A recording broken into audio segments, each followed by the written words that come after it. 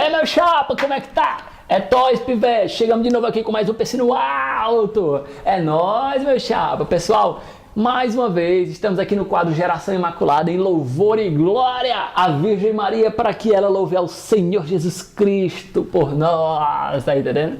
Oh, minha alma, retorna a tua paz. Pessoal, e hoje nós vamos falar sobre o dogmas mariano. Quantos são os 4 dogmas marianos? 4, exatamente. Olha aí, mas que cara, que pessoa incrível. Você é avassalador, meu chapa. 4 dogmas marianos. Quais são eles? Maria, Mãe de Deus. Maria sempre Virgem. Imaculada Conceição. Assunção da Santíssima Virgem Maria aos céus. Vamos aprofundar nisso. Mas antes, pessoal, preciso falar para vocês o what is dogma. O que é dogma, Deusimar? Às vezes a galera pensa que dogma é uma invenção da igreja. Tipo, a igreja estava sem fazer nada, acordou um dia lá, o Papa e disse, mas sabe de uma coisa? Vamos inventar um dogma, né? Não, velho, não é assim. Meu irmão, nós acreditamos que Deus ele não se revela somente através da palavra de Deus. Na verdade, o grande protagonista da história de Deus não é a palavra de Deus. É o Espírito Santo, meu chapa. Porque se você ler a palavra de Deus sem o Espírito Santo, você vai ter um aprofundamento na sua fé. Muitos aí existem teólogos ateus, ou seja, se a palavra de Deus fosse a solução da vida, então, deu para entender? E lá em João 21, no final de João, no final do Evangelho de João, capítulo 21, versículo 25, ele mesmo fala, se fosse escrito tudo que Jesus fez e queria fazer, e que nos falou, não caberia em todos os livros do mundo. Ou seja, a Bíblia, ela não está com tudo aquilo que ela precisa estar, ela precisa do Espírito Santo. Ela precisa da evolução, da revelação. A revelação ela é única, uma só, mas o entendimento da revelação há um aprofundamento. E aí nesse aprofundamento a igreja vai proclamando dogmas. Por exemplo, Santíssima Trindade, existe uma prova ipso facto, ou seja, palavra bonita, né? Cultura, força. Ipso facto, no fato mesmo da Santíssima Trindade na palavra de Deus, não. Existem evidências. Evidências que Deus ele é trindade. Mas nós acreditamos que Deus é trindade porque a igreja proclamou, é dogma de fé. Faz parte da tradição da igreja. Deu para entender, velho? E lá, em Atos capítulo 15, versículo 6 ao 29, nós lemos o Concílio de Jerusalém. Os apóstolos, eles entendiam que eles também eram guiados pelo Espírito Santo, eles tinham um magistério da igreja, eles construíram uma tradição, na palavra de Deus mostra. E lá em Atos 15, versículo 6 ao 29, nós lemos que eles decidiram uma coisa contra o Antigo Testamento, porque no Antigo Testamento falava que todo mundo precisava ser circuncidado, tirado o prepúcio. E eles falam não, ou seja, aparentemente contrário à palavra de Deus, mas o Espírito Santo estava ali revelando outros planos. Porque a palavra de Deus, até aquele dia do Concílio de Jerusalém, era só o Antigo Testamento, não existia o Novo Testamento. Então, se a gente for assim, radical mesmo na interpretação bíblica, pessoal, nós vamos ver que os apóstolos fizeram alguma coisa contra a palavra de Deus. E agora, se tornou palavra de Deus, porque faz parte da tradição. Então é só para te mostrar que a Bíblia, por si só, não existe nenhum lugar que diz que a Bíblia é a única fonte da revelação de Deus. Então a sola escritura é uma farsa, vamos dizer assim. Porque a grande prioridade é do Espírito Santo. O Espírito Santo que guiou o povo de Deus para formar a tradição da igreja. E essa tradição, uma parte dela se tornou palavra de Deus e outra não. Então há um desenvolvimento dessa fé. Entendendo isso, nós entendemos que o dogma, ele não é uma invenção da igreja. Ele é, de fato, uma continuação da revelação de Deus. E o primeiro dogma a ser proclamado qual é? Qual é, Deus irmão? O primeiro dogma a ser proclamado? Maria, Mãe de Deus, Theotokos. Quando a gente fala que Maria ela é Mãe de Deus, e eu quero ler para vocês a proclamação do dogma nesse livro, que eu acho que eu já falei para vocês, é extraordinário. Um compêndio de Mariologia muito bom, muito aprofundado, né? Que é Maria, toda de Deus e tão humana, né? Do Afonso Murad. Muito bom, muito incrível, né? Você pode encontrar nas melhores livrarias católicas deste país, né? E esse dogma, ele é entendido Theotokos, né?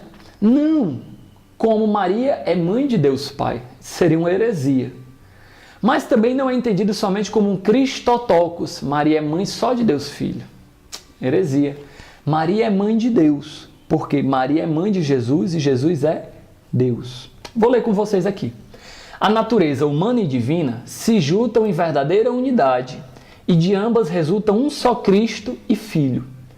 Pois não nasceu primeiramente um homem comum da Santa Virgem, e depois desceu sobre ele o Verbo de Deus. Mas sim, unido deste seio materno, se diz que se submeteu ao nascimento carnal, como quem faz o seu nascimento da própria carne. Desta maneira, os santos padres não tiveram receio de chamar Mãe de Deus a Santíssima Virgem Maria.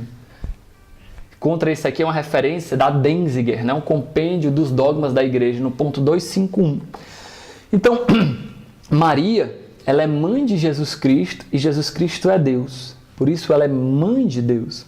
E ela é filha predileta porque ela tem essa missão especial de ser a mãe de Jesus. E eu já falei no vídeo passado, você pode voltar e clicar lá, que Maria não gerou Jesus somente na carne, seria uma grande heresia, porque separaria a natureza humana e divina de Jesus. É bonito ver, pessoal, que até na proclamação do dogma, Maria, mãe de Deus, esse dogma fala mais de Jesus Cristo que de Maria. Por quê? Porque quando diz que Maria é mãe de Deus, está falando muito mais que Deus, Jesus Cristo, é Deus e homem, indivisivelmente. Consegui falar, né?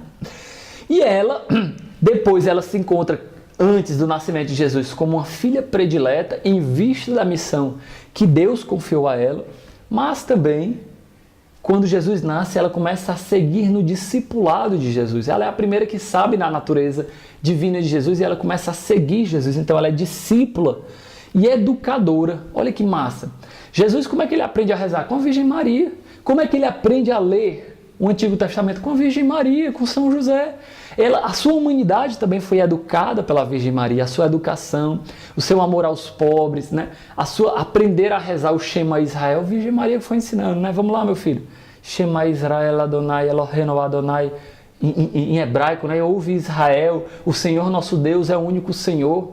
Então, é fundamental que nós entendamos isso, né? E ela também foi esposa do Espírito Santo, filha predileta de Deus Pai, mãe educadora e discípula de Deus Filho, e esposa fidelíssima do Espírito Santo, né?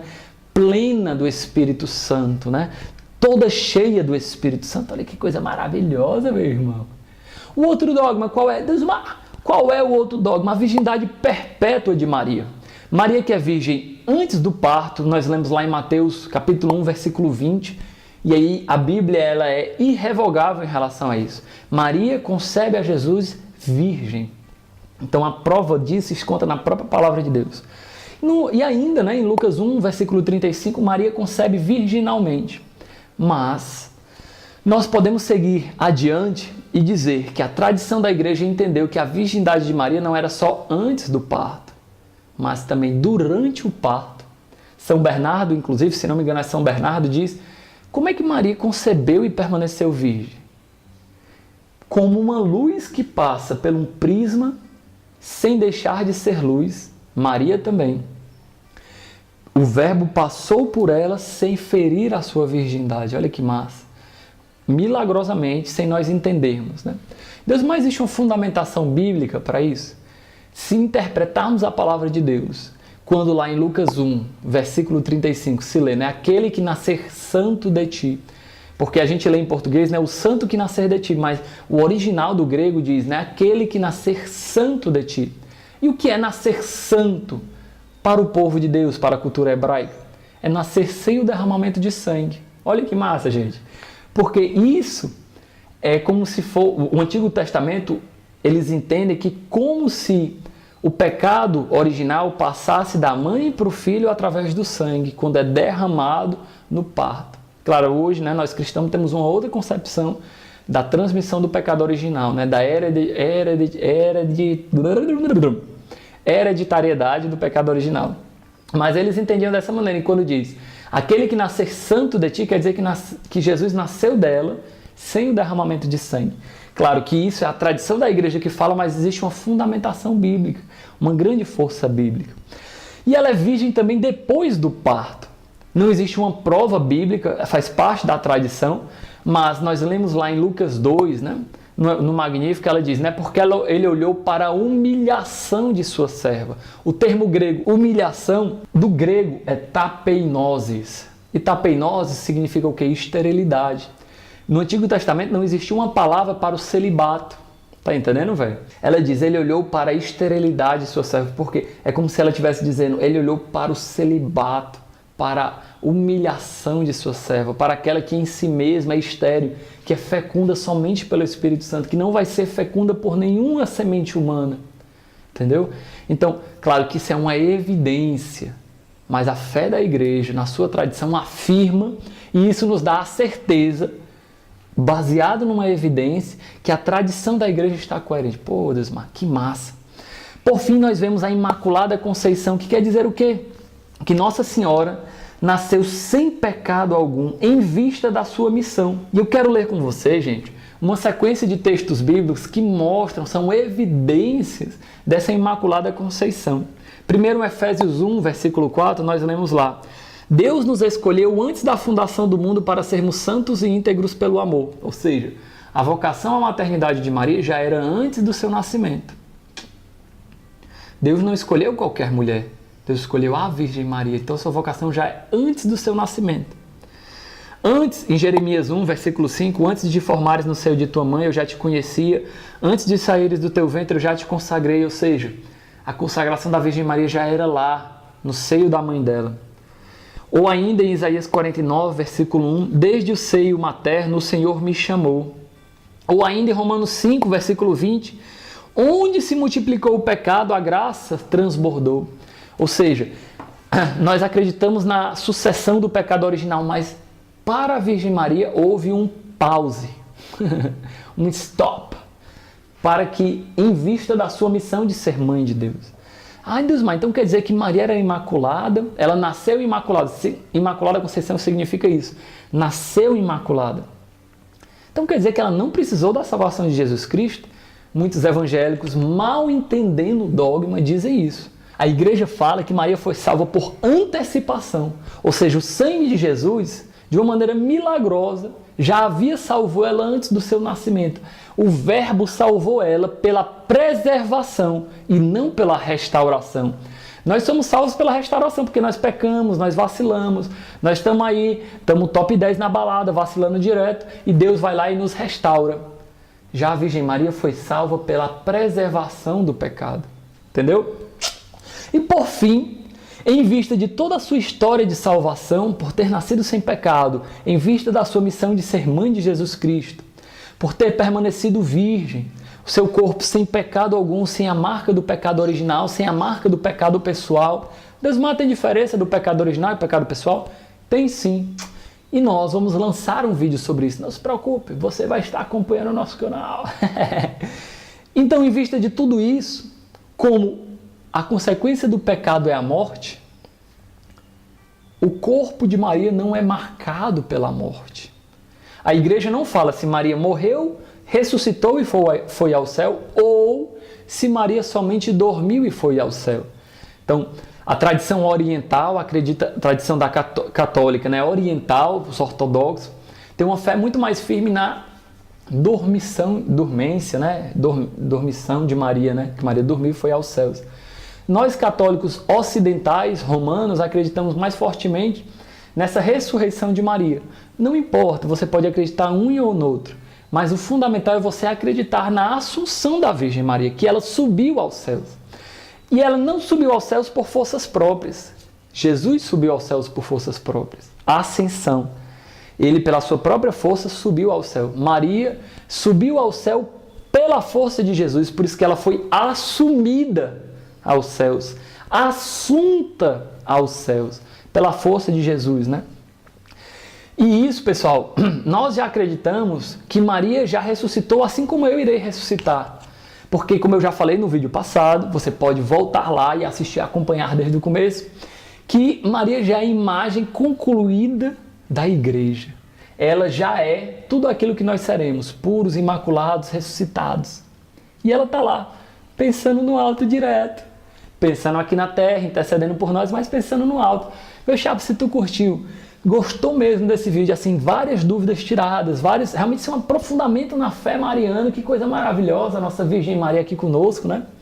Você vai lá, vai comentar um pouco aqui embaixo, vai curtir, compartilhar, marcar a galera. Ixi, Deusmar, não me inscrevi no teu canal ainda. Pô, velho, se inscreve aí, tamo junto, não custa nada. Só clica lá, aproveita se estiver assistindo no celular, clica naquele sininho que tem lá para você receber as notificações, tá certo?